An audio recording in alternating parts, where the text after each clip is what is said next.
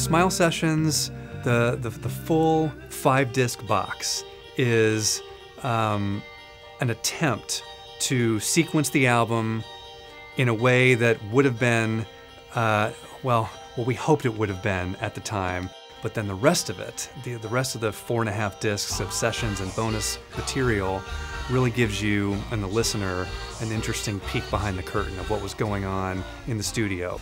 And you get to hear the sum of the parts and parts of a sum. You get to really analyze it and go nuclear on this. Sorry. Hey, I'm sorry about that, but it's not happening. I think you probably know when it's happening, right? Let's make it happen, please. The sessionography for SMiLE was, in some respects, one of the most difficult and arduous parts of this whole process. A lot of people over the years have had questions about when and where some of these different fragments were recorded and what were they recorded for, and did this come before that? And for the first time now, we've got a pretty good picture as to how the sessions were all laid out and what things were intended to be at the time they were initially recorded. We decided to include absolutely everything in terms of available information.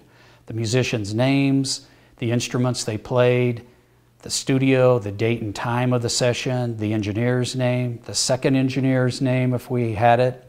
Now for some people that may be way too much information, but for those of us who are at least a little obsessive compulsive about this kind of thing, it's a real gold mine of information. Play from the top. Let's make those pickups coming in though good, okay?